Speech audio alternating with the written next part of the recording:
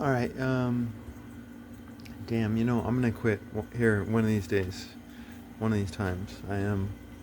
I have to, or I'm gonna die. Seriously. Mm. Mm. I just love channeling. You know, growing up, always meditated. I did. I always meditated because I like to think, and thinking is fun, and I've devoted my life to it. Although I should be better than I totally am right now, but I'm not too half bad.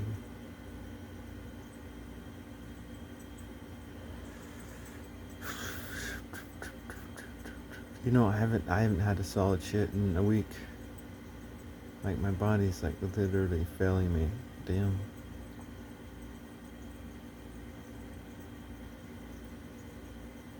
Um, I'm gonna quit. But today's not the day. Today's not the day. No, it's not. Um, 'cause it's like I've got no burden on my shoulder. And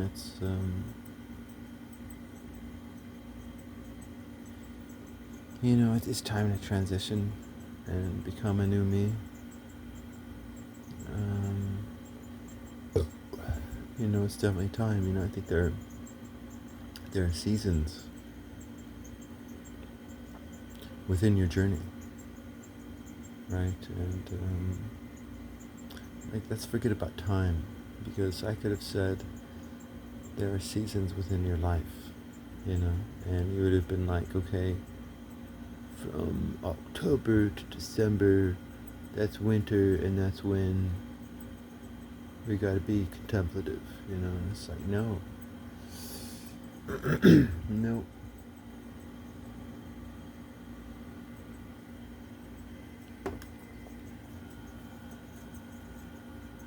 It's like there's a lot of spiritual poetry within nature. There is, and this is definitely one of them. It's definitely one of them.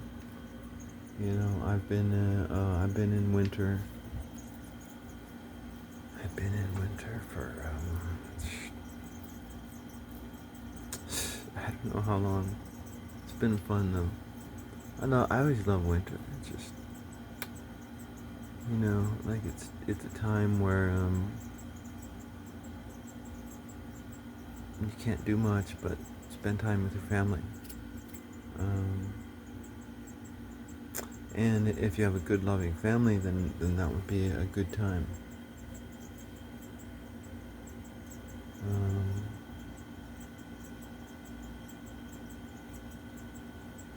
Because that's the reality of winter. Like there's nothing to do. Like you did it all in the spring, in the summer, in the autumn, and now there's not much to do. Maybe a winter hunt every now and then. But that sometimes maybe will require more fuel than you get in return. I don't know.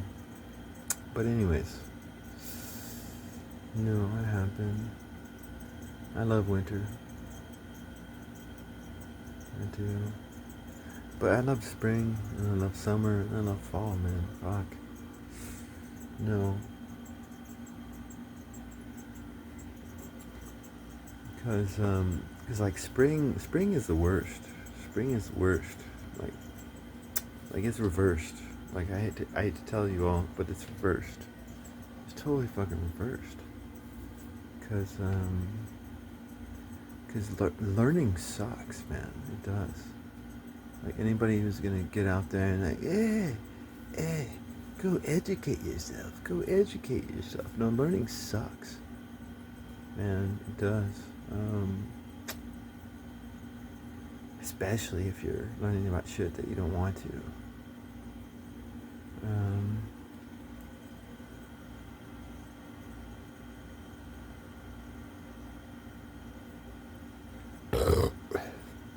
like for instance, I've got a project that I need to do. Because I have these stories that I want to write and this project I want to do, but there's a story I need to create, but in order to create it, I think I need to read Jane Austen. But not just read her, like study her. Like, and I'm a philosopher, so like all the legal people are below me, right? Like, oh, you can only cross at a pedestrian cross line. Like really? Maybe not. Maybe not. I don't know. I don't care. I don't care. But maybe not. Why do you have to cross at the pedestrian? Like, as long as you can not like get hit by the cars, then boom, cross it. You know. Now if you're obstructing traffic, then so maybe that's the argument for pedestrian crosswalks, because there's just some assholes out there, and sometimes so much law is us trying to compensate for the assholes. Fuck.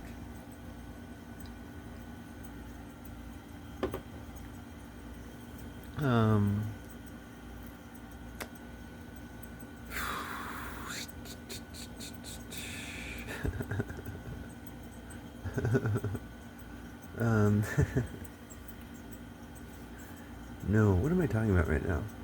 You know what? This is what I'm talking about. I'm sorry, I'm just rambling. I'm just wandering, but I'm totally not lost. Seriously, I'm not lost. I just like to think, and yeah, like thinking is about like fucking, ew, like seriously, like ew, fucking A, man. Like, cause like so many people when they think they're just so fucking two-dimensional, and like seeing things from every angle that you can, and not getting, because it's like fighter pilots will say that you get target focused, and when you get target focused, that's when someone comes up from behind, and that's what happens within thought.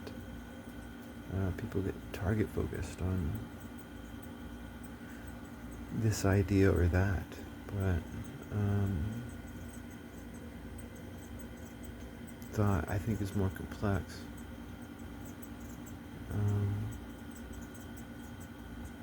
So it's fun to wander in your mind. It is. Anyways, but that's not what this video is being made about. Shit. That's not what this video is being made about. Alright. What this video is being made about is this. The fucking Greeks. The fucking Greeks. Damn.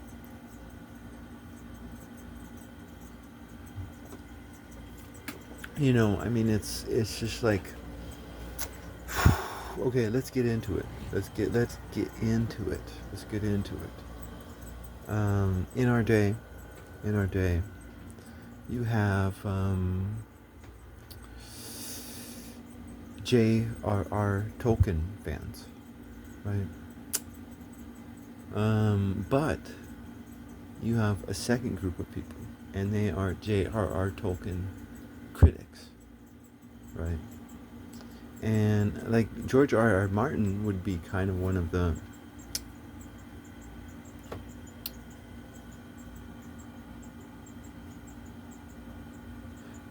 J.R.R. Tolkien critics, right?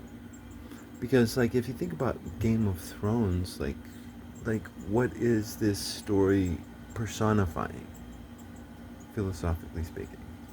And it's personifying a Machiavellian attitude, as if Machiavellianness is real, right? As if Machiavellianness is real.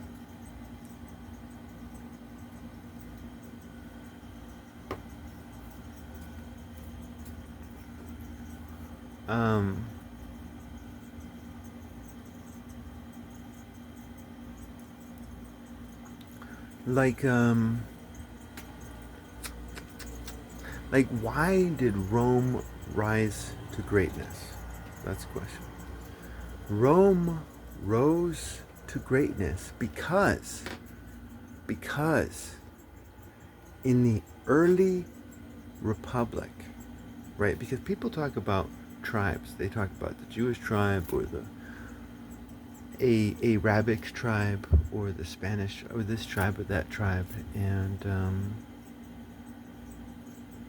it's like they talk about them as if they're a single entity, and that's just like if you do that, then you're just a stupid evil nationalist that promotes hatred and greed and control, power rather than love, mercy, and respect. Nationalists are fucking dumbass bitches. But Machiavellians, they tend to be nationalistic. They tend to be like, this is a story of man's destruction when man is at their worst.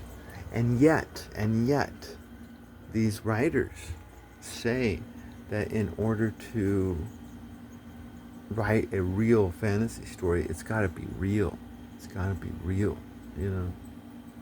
And you know, I think Game of Thrones is real because, as far as I know, R.R. Martin is a historian, and I could tell by reading his stuff.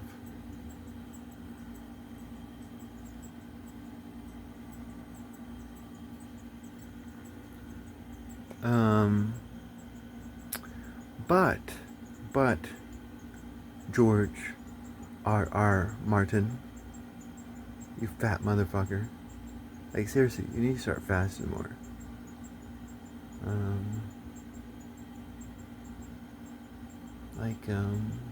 don't think I've eaten anything today. But I can't, man. I can't, because I'd rather drink. You can't drink and eat when all your shits are liquid, man. Anyways,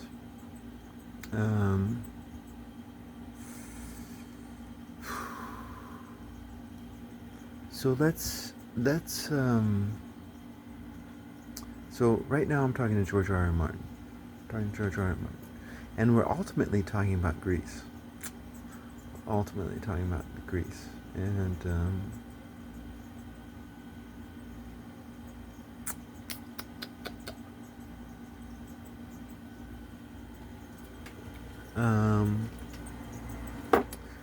all right, let me give it to you, George. Let me give it to you, George.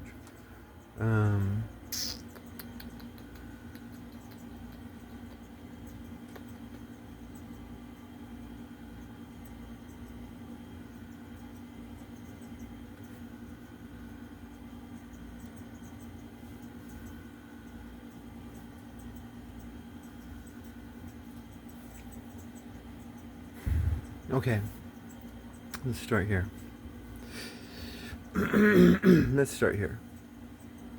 The early Roman Republic.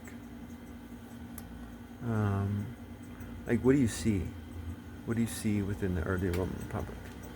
Because, I mean, we talk philosophically about this or that or this or the other thing, but what you see is an aristocracy and the plebs, right? But what you also see is that the aristocracy is risking their lives on the field of battle, right? And they're competing against each other, as opposed to the later republic, where the aristocracy was not competing against each other. They were together and they were against the people. Right? So you have these two different Roman republics. You have a Roman republic that believed in virtue, and they tried to live virtuously. Now that is where they fucked up, right? Because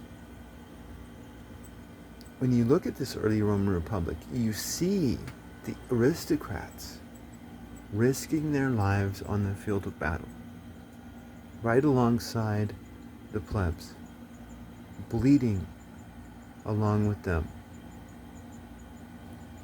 and sometimes sacrificing themselves for the sake of victory.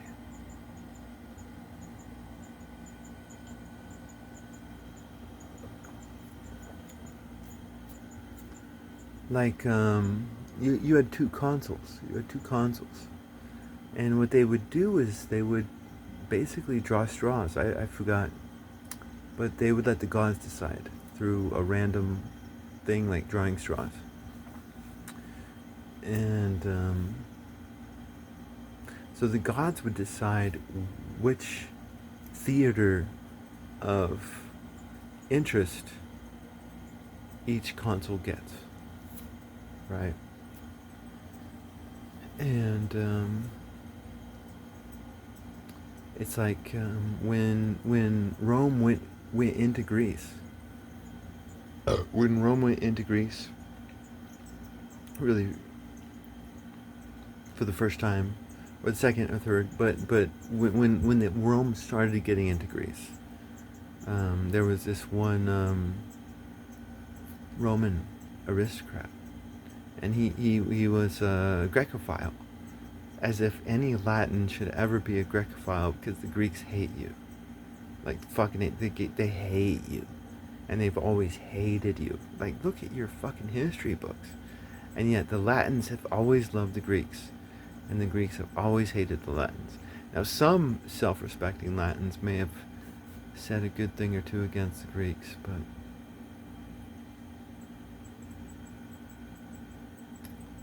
so I'm not romanticizing about this early republic.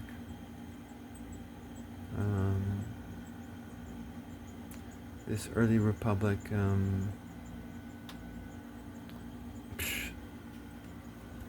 was what it was. Whether, and but it was this early Roman Republic that was the foundation of all to come and all to fall. And it was competition between the elites that I think fueled the success. Instead of elites being against the people. And against each other too, where Machiavellianness comes in. And so it's like look at the Ottomans. Look at the Ottomans. I was reading, or no, I was watching this thing, and they were reading from an Ottoman citizen, and he grew up and was raised in, he was a Turk, and I think he was a Turk, but he was an Ottoman person, and he was experiencing these Europeans, and he was describing the differences between both of them, and he said these Europeans, they're just